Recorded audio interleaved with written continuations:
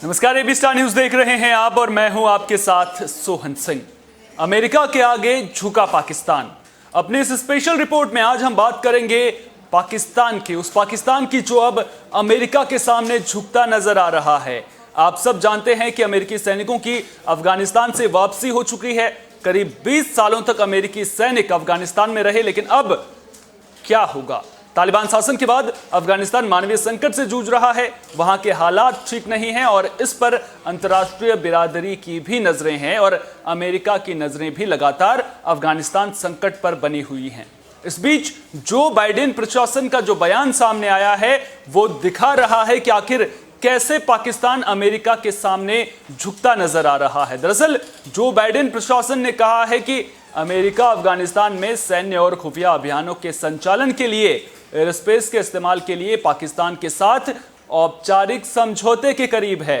खबर तो यहां तक आ रही है कि पाकिस्तान ने आतंक विरोधी कोशिशों और भारत के साथ संबंधों के बदले एक समझौता ज्ञापन पर साइन करने की इच्छा भी जताई है, लेकिन बातचीत अभी पूरी नहीं हुई है। समझौते को अभी अंतिम रूप नहीं दिया गया है, जिसमें बदलाव भी हो सकता है। एयरस्पेस को लेकर अगर पाकिस्तान अमेरिका के साथ समझौता कर रहा है तो जाहिर सी बात है कि यह पाकिस्तान के लिए किसी बड़ी मजबूरी से कम नहीं है। आखिर इस खबर के मायने क्या हैं, इस पर ज्यादा बातचीत के लिए रक्षा विशेषज्ञ टीपी त्यागी जी हमारे साथ जुड़ गए हैं। त्यागी जी, बहुत बहुत स्वागत है आपका एबी स्टार न्यूज पर। धन्यवाद। सर, आपसे सबसे पहले तो मैं ये समझना चाहूंगा कि अमेरिका अगर पाकिस्तान के एयर स्पेस का इस्तेमाल करना चाह रहा है, ऐसा पहली बार नहीं है, हालांकि पहले भी अमेरिका जो है पाकिस्तान के एयर स्पेस का इस्तेमाल करता आया है, लेकिन अगर समझौता होता है तो इस समझौते का क्या मतलब निकाला जाए? देखिए, इस समझौते में दोनों पार्टीज को कोई किसी के सामने झुका नहीं है और पाकिस्तान के झुकने का तो इरेलीवेंट, क्योंकि पाकिस्तान तो सबके सामने झुका ही रहता है। पाकिस्तान ऊपर कहाँ आया है, लेकिन फिर भी इस समझौते में इंटरेस्ट है अमेरिका का भी और पाकिस्तान का भी। मैं एक बताता हूँ अमेरिका में क्या इंटरेस्ट है। अमेरिका में जो बिडेन ने अपने लोगों से ये कहा है कि हम अफगानिस्तान के अंदर जो आईएस है और जो आईएस खुरासान है, हम गतिविधियों को अमेरिका के खिलाफ नहीं होने देंगे। अब कैसे नहीं होने देंगे? उस कैसे नहीं होने देने में उनको इंटेलिजेंस चाहिए, उनको चाहिए, उनको सर्विलेंस चाहिए, जिसे वो ISR पर उसके लिए उन्हें अपने ड्रोन भेजने पड़ते हैं। अब वो ड्रोन कहाँ से आते हैं? अब वो या तो कतर से आते हैं या यूनाइटेड अरब एमिरेट से आते हैं। बिल्कुल। ड्रोन की जो एक क्षमता है, उसका रेंज है वो लिमिटेड होता है, लिहाजा वो आके थोड़ी देर ही सर्विलेंस कर पाते हैं कि फ्यूल खत्म होने लगता है और उन्हें वापस आना पड़ता है। लिहाजा उनको किसी ऐसे देश की जिससे अफगानिस्तान में आराम से किया जाए। अभी तक ये काम कर रहे हैं, ऐसा नहीं है कि नहीं कर रहे हैं, लेकिन अब जब वहीं पे यूनाइटेड स्टेट्स के लोगों ने पूछा कि आप एक्शन तो कर लेंगे, लेकिन एक्शन कैसे लेंगे? एक्शन के लिए उन्हें अपने मिलिट्री एयरक्राफ्ट भेजने पड़ेंगे, फाइटर भेजने पड़ेंगे। वो फाइटर के लिए अगर पाकिस्तान ने एंड टाइम पे मना कर दिया, तब क्या करेंगे? तब के बाद में उनके पास ऑप्शन बच जाता है तजाकिस्तान का या उज्बेकिस्तान का। लेकिन तजाकिस्तान या उज्बेकिस्तान में वो कोई एयर बेस बनाते हैं तो उसका रूस मुखालफत करेगा, क्योंकि वो उसके ज्यादा नजदीक है। रूस will not allow that to happen. इसलिए उनके पास सॉल्यूशन बचा एक कि हम पाकिस्तान का ही एयर स्पेस में एक डेडिकेटेड कॉरिडोर अमेरिका को मिल जाए। इसके लिए पाकिस्तान तैयार हो गया। पाकिस्तान की मैं शर्तें बताने से पहले दोबारा से बता दूं कि अमेरिका का पहला इंटरेस्ट था to have complete overview of the Afghanistan. दूसरा ये अच्छा, अभी भी 200 अमेरिकन जो है वो अफगानिस्तान में फंसे हुए हैं और उन 200 अमेरिकन को लाने के लिए बाकायदा उन्हें ग्राउंड ऑपरेशन करनी पड़ेगी। इसलिए केवल ISR कैपेबिलिटी से काम नहीं चलेगा। They will need air dedicated air space through which they could send their military aircraft. पूछिए। अच्छा, पूछिए। मैं ये समझना चाह रहा था आपसे कि जिस तरह से आपने बताया, और ये जग जाहिर भी बात है कि तजाकिस्तान और उज्बेकिस्तान जो हैं वो रूस के करीब हैं, तो जाहिर सी बात है वो रूस के साथ में किसी भी तरह की नाराजगी को मोल नहीं लेंगे अमेरिका को लेकर के या फिर एयर स्पेस को लेकर के। बात अमेरिका के इंटरेस्ट की आपने कही। अमेरिका जो है ISIS के को जो है वहां पर पनपने नहीं देना चाहता है, उसकी गतिविधियों पर नजर रख सके, वहां पर किसी भी तरह की अगर गतिविधि को अंजाम देना है तो उसको लेकर के पाकिस्तान के एयर स्पेस का विकल्प अमेरिका के पास इसलिए बचता है। पाकिस्तान के इंटरेस्ट की बात मैं आपसे समझना चाह रहा था कि पाकिस्तान का क्या फायदा है इसमें।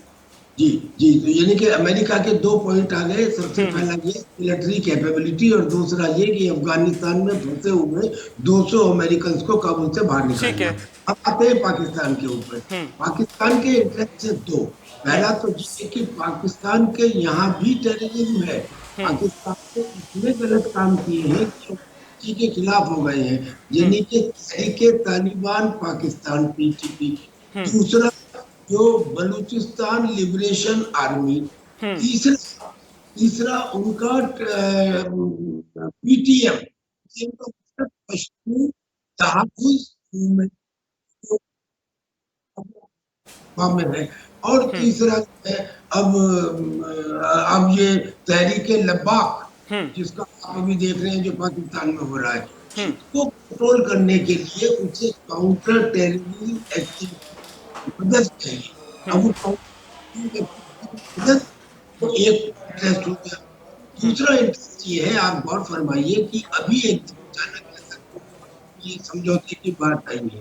हमारे साथी कश्मीर में गए हैं और अमित शाह जी ने संसद के अंदर खड़े हो चिल्ला के ये कहा था कि हम गिलगित बाल्टिस्तान POK और अफसाई चीनी हमारा है और हम इसके लिए काम देंगे। 70 के बाद पहले तो पाकिस्तान 370 दिन हो गया, और हटने के बाद जब वहां पे 40 लाख नए उसे लग गया, डेमोग्राफी चेंज और वो बुरी तरह गया। और ये भी याद रखें कि इस पाकिस्तान तालिबान क्या था कि हम उन्हें पंचशील ने अपनी फौज भेजी थी, हवाई ताकत भेजी थी, और बदले में वो क्या देंगे? बोले बदले में तुम हमें यानी कि वो तालिबान का जो इस किस्म का काम करते हैं उनका काउंटर भी होता है।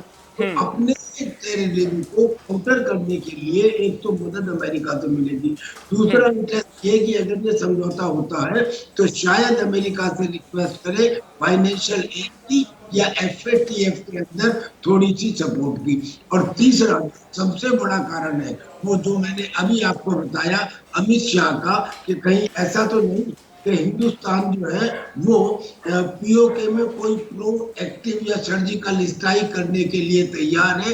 वो पहले वो स्ट्राइक झेल चुका है और उसे मालूम है कि उसका कितना इफेक्ट होता है, लिहाजा उससे बचने के लिए अच्छा, एक और सवाल मैं आपसे लेना चाहूंगा, और ये बेहद अहम सवाल है। आपको याद होगा कि हाल ही में जो FATF की ग्रे लिस्ट है उसमें पाकिस्तान को बरकरार रखा गया है। तो क्या अमेरिका अगर पाकिस्तान के एयर स्पेस का इस्तेमाल करता है ISIS खुरासान के खिलाफ, तो क्या पाकिस्तान अंतर्राष्ट्रीय बिरादरी के सामने ये दिखाने की भी कोशिश कर सकता है कि आतंक के खिलाफ खात्मे के लिए उसने अमेरिका की मदद की है, अपना एयर स्पेस इस्तेमाल करने दिया है? एब्सोल्युटली, क्योंकि उन्होंने 34 पॉइंट्स दिए थे FATF ने, और पाकिस्तान ने उनमें से 30 को मान लिया। क्या नहीं माने 4 पॉइंट? वो ये था कि भाई टेरर फंडिंग, मनी लॉन्ड्रिंग, बिल्कुल, टेररिस्ट के खिलाफ एक्शन ना लेना और टेररिस्ट ऑर्गेनाइजेशन के ऊपर प्रतिबंध ना लगाना, ये 4 पॉइंट के ऊपर इन्हें भी और इनके जो आका है टर्की को भी FATF लिस्ट में डाल दिया, ग्रे लिस्ट में डाल दिया गया था। अब वो ये रिक्वेस्ट कर सकता है कि भाई मेरे तालिबान जो मेरे आतंकी हैं मैं उनको कंट्रोल करने में इनकेपेबल हूँ, लेकिन मैं इसको दिखा रहा हूँ कि मैं उन्हें कंट्रोल करने के लिए अमेरिका की मदद ले रहा हूँ। यानी कि झूठ तो नहीं बोल रहा, वो अपने आप को ये दिखाने के लिए, ये पब्लिक के सामने बताने के लिए कि मैंने इन आतंकियों को जिन्हें मैं खुद कंट्रोल नहीं कर पाया उन्हें कंट्रोल करने के लिए अमेरिका की मदद ली। लिहाजा मेरी इंटेंशन जो है वो बिल्कुल, ऊपर कंट्रोल करने की है, इसलिए वो इस समझौते को चाहेगा, पाकिस्तान ज्यादा चाहेगा। पाकिस्तान ज्यादा एक कारण और है जिसका अभी जिक्र नहीं हुआ, और वो है चाइना। असल में अभी चाइना ने जो उसके कुछ सिपाही, जो उसके कुछ इंजीनियर्स मारे गए थे उस डैम में, उसने उसके लिए करीब 400 करोड़ रुपए का मुआवजा पाकिस्तान से मांग लिया। और उसने सीपीईसी में पाकिस्तान के कनेक्शन के कारण चाइना ने वहां पे फर्दर इन्वेस्टमेंट में अपने हाथ लिए। यानी कि पाकिस्तान और चीन के बीच के रिलेशन उतने मधुर नहीं है जितनी मधुरता से वो प्रारंभ हुए। अब बिल्कुल। वो काउंटर करने के लिए भी उसे दो नाव पे पैर रखना पड़ रहा है, एक चाइना का और एक अमेरिका का। इसका इंटरेस्ट ये भी है कि चाइना भी टोटली उसे इग्नोर ना करे, क्योंकि टोटली इग्नोर किया तो ये मुझे ऐसा हो गया है बच्चा कि कभी इसकी गोद में जाके बैठ जाए, कभी उसकी गोद में जाके बैठ जाए। अच्छा, लेकिन मैं एक और बात आपसे समझना चाहूंगा मैं। ये तो रही बात पाकिस्तान को इंटरेस्ट क्यों है और अमेरिका को इंटरेस्ट क्यों है, लेकिन अगर इंटरेस्ट है एयर स्पेस को लेकर के, समझौता अगर होता है तो कुछ ना कुछ डील तो हुई होगी ना, कुछ बातचीत हुई होगी। आखिर पाकिस्तान क्या चाहता होगा वो मैं आपसे समझना चाहूंगा, और अमेरिका क्या देगा, क्या कुछ दे सकता है पाकिस्तान को इस डील के बदले में, वो मैं आपसे समझना चाहूंगा। हर इस डील के बदले में जो पाकिस्तान चाह रहा है वो मैंने आपको बताया। पाकिस्तान ये चाह रहा है कि अमेरिका उनकी मदद करे उन आतंकियों के ऊपर कंट्रोल करने के लिए, उसकी मदद करे एफएटीएफ में ग्रे लिस्ट से निकालने के लिए, उसकी मदद करे हिंदुस्तान के साथ रिलेशंस को बहुत ज्यादा खराब ना होने के लिए। यानी सीधे सीधे इस बात के लिए कि हिंदुस्तान पीओके में कोई प्रोएक्टिव एक्शन ना ले। ये है पाकिस्तान की रिक्वायरमेंट और डर। आप डर कहिए या रिक्वायरमेंट कहिए, ये पाकिस्तान चाहता है। अमेरिका का हमने आपको बताया ही। और दूसरा कि पाकिस्तान ये भी चाहता है, जैसा मैंने कहा, कि चीन के खिलाफ कहीं ऐसा ना हो कि चीन करीब करीब कॉलोनी बन गया है पाकिस्तान चाइना का, लेकिन पूरी तरह से चाइना पाकिस्तान के ऊपर काबिज ना हो जाए, इसलिए वो अपना एक ऑप्शन खुला रखना चाहता है कि if the need arise I will go to. जिस तरह से चाइना भी जो है अपनी पकड़ मजबूत बनाने की कोशिश कर रहा है और 2049 तक का लक्ष्य रखा है कि अमेरिका से आगे निकलना है। अच्छा, आपने अमित शाह का जिक्र किया, आपने कहा कि पाकिस्तान का इंटरेस्ट ये है कि वो अमेरिका को अपने पाले में किसी तरह से कर ले, लेकिन क्या अमेरिका पाकिस्तान के साथ जाएगा? क्योंकि अगर ये समझौता होता है तो निश्चित रूप से जाहिर सी बात है कि दोनों देशों के बीच में जो है नजदीकियां बढ़ेंगी। अगर भारत पर इसके प्रभाव की बात करूं तो क्या भारत और अमेरिका के रिश्ते के बीच में दूरियां बढ़ेंगी या फिर उसमें कोई असर पड़ता हुआ आपको नजर आता है? हाँ, उसमें थोड़ा सा पड़ता हुआ नजर आता है। वो इसलिए नजर आता है कि एज फार एज चीन is concern, America is totally with India.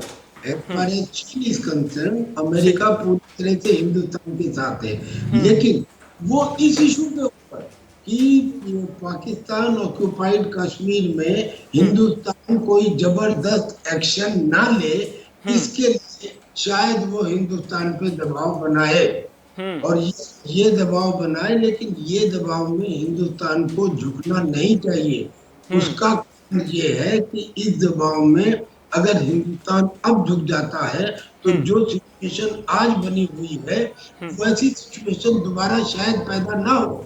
अब ऐसा नहीं है कि हमने पार्लियामेंट में भी कहा और हमने 370 भी हटाई और हम ये भी दिखा दिया कि सब कुछ करने के बाद भी, सीज फायर के बाद भी जितने आतंकी पकड़े गए, सब आतंकियों ने कहा कि साहब हमको वहाँ का जो ग्वादर पोर्ट है उसके पास फार्म हाउस था, वहाँ पाकिस्तान के सैनिकों ने हमें ट्रेनिंग दी। पाकिस्तान कई आतंकी इस बात को खुलासा कर चुके हैं कि ट्रेनिंग पाकिस्तान में हुई। तो अगर हुई तो ये तो एक एक्ट ऑफ वार है। किसी दूसरे की कंट्री में इस तरह के काम करना, ये तो एक्ट ऑफ वार है। और इस एक्ट ऑफ वार की कॉग्निजेंस लेके अगर हिंदुस्तान कोई एक्शन लेता है तो मुझे डाउट है और कंट्री तो उसका विरोध करेंगे ही नहीं। मुझे डाउट है कि ये समझौता हो जाने के बाद भी अमेरिका शायद इसका खुल के उतना विरोध ना करे। तो अमेरिका शायद इसका जो है वो खुलकर विरोध ना करे। अच्छा, अफगानिस्तान को लेकर के हम लगातार बात करें, लेकिन अमेरिका का रवैया भी तो दोहरा नजर आ रहा है ना। एक तरफ अमेरिका ने पहले अपने सैनिकों को वापस बुला लिया था अफगानिस्तान से, अब जो अगर आपको ISIS का खात्मा ही करना था तो आप उस मकसद से वहां गए थे कि आप वहां से तालिबान की जड़ों को खत्म कर सकें, आतंक का पूरी तरह से नेस्त नाबूद कर सकें। क्या आपको नहीं लगता कि 20 साल पहले जहां पर अमेरिका था वहीं पर आकर के रुक गया है, वहीं पर से दोबारा अपना सफर शुरुआत करनी पड़ रही है अमेरिका को? बिल्कुल 100% सही कहा आपने सोहनलाल जी, 100% सही कहा। के बाद में उन्होंने पाया क्या, ये नहीं कह सकते कि उन्होंने जीरो पाया, उन्होंने माइनस पाया। उनका बहुत भारी नुकसान हुआ, मैन में भी, ट्रुप में भी, पैसे में भी नुकसान हुआ। लेकिन प्रॉब्लम क्या है कि अमेरिकन चूंकि वहां की लिंगो नहीं समझते, तो इतना खूबसूरती से बेवकूफ बनाया गया। क्या आप मान सकते हैं इस बात को कि 60-70 तालिबानी की हथियारों को लेकर और 3 लाख फौज जिसके पास में मॉडर्न इक्विपमेंट है उसको हरा दे? लड़ाई हुई कहाँ है? लड़ाई तो बहुत हुई है, बाकी तो सीधे सीधे हथियार डाले गए हैं। बिल्कुल। अफगान सिक्योरिटी फोर्सेस तालिबानाइज हो चुके थे, उनके विचार तालिबान जैसे हो चुके थे, और खतरा आगे और बढ़ रहा है क्योंकि पाकिस्तान की आर्मी और खास तौर पे पाकिस्तान की नेवी और पाकिस्तान की एयरफोर्स और पाकिस्तान की सरकार के भी कुछ लोग तालिबानाइज हो चुके हैं, उनके विचार तालिबानों जैसे हो चुके हैं। और अगर हो चुके हैं तो कल को ये खतरा है कि ये जो आतंकी हैं इनके हाथ में पाकिस्तान के न्यूक्लियर वेपन पड़ सकते हैं। तो ये भी हो सकता है कि एक दूरदृष्टि हो अमेरिका की कि ऐसा ना हो कि पाकिस्तान की न्यूक्लियर कैपेबिलिटीज के ऊपर इन जायंट का कब्जा हो जाए, तो इसलिए वो एयर स्पेस में इंटरेस्ट ले रहा हो। तो बिल्कुल जाहिर सी बात है, आपने बहुत अहम जानकारी हमारे साथ साझा की है। अच्छा, मैं चाहूंगा कि आखिर में आप एयर स्पेस को लेकर के हमने तमाम बातें की है, लेकिन हमारे कई दर्शक ऐसे भी हैं जो एयर स्पेस के बारे में नहीं समझते हैं कि आखिर एयर स्पेस क्या होता है, एक देश के लिए उस एयर स्पेस की भूमिका कितनी अहम होती है, अगर कोई दूसरा उस एयर स्पेस में पहुंचता है तो उस पर किस तरह के प्रतिबंध लागू होते हैं या फिर उसे क्या कुछ करना होता है। तो मैं चाहूंगा कि आप हमारे दर्शकों के लिए कम से कम एयर स्पेस क्यों महत्वपूर्ण होता है किसी देश के लिए, वो जरूर एक बार समझा दें।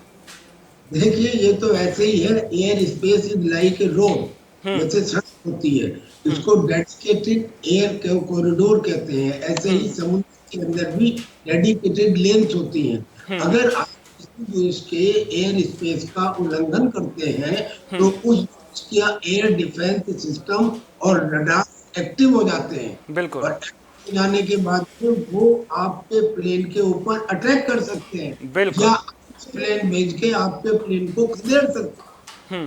तो ऐसी सिचुएशन सभी कंट्रीज के अंदर होती है कि उनके डेडिकेटेड एयर कॉरिडोर में कोई घुसपैठ ना करे। तो वो अगर एक दफा इजाजत मिल जाए, तो कई दफा ऐसा हुआ पाकिस्तान ने हमारे प्राइम मिनिस्टर को अपने एयर स्पेस से जाने की इजाजत नहीं दी, तो हम अपने प्लेन को दूसरी कंट्री से ले जाकर आगे जाना पड़ा। तो air space is like a road in the air, जो एक कॉरिडोर है, एक जगह है, एक सर्टेन एरिया है with longitude and latitude and with space in which you can fly. बहुत बहुत शुक्रिया त्यागी जी, आप हमारे साथ जुड़े और आपने इतनी अहम जानकारी हमारे साथ साझा की। आपने हमें बताया कि आखिर एयर स्पेस होता क्या है, वो किस तरह से किसी देश के लिए अहम होता है। इसके अलावा आपने हमें बताया कि आखिर जो अमेरिका और पाकिस्तान के बीच में एयर स्पेस को लेकर के अगर समझौता होता है तो उसके मायने क्या हैं, दोनों देश क्यों इंटरेस्ट उसमें ले रहे हैं, दोनों देशों के कौन से फायदे उसमें छिपे हुए हैं, इसके अलावा इसका भारत पर क्या कुछ असर पड़ेगा। तो आपको बता दें कि अभी फिलहाल समझौते को लेकर के बातचीत चल रही है। सूत्रों के हवाले से खबर आ रही है कि जो समझौता है उसको लेकर के अभी बदलाव भी उसमें देखने को मिल सकता है, लेकिन आखिरकार होगा क्या, समझौते पर आखिरी मोहर कब लगेगी, इस पर भी हमारी नजर लगातार बनी रहेगी। बहुत बहुत शुक्रिया TPS त्यागी जी, आप हमारे साथ जुड़े और आपने इतनी अहम जानकारी हमारे साथ साझा की। फिलहाल के लिए इस खास पेशकश में इतना ही। देश और दुनिया की तमाम अहम खबरों के लिए आप जुड़े रहिए एबी स्टार न्यूज के साथ, क्योंकि यहाँ पर खबरों का सिलसिला कभी नहीं थमता।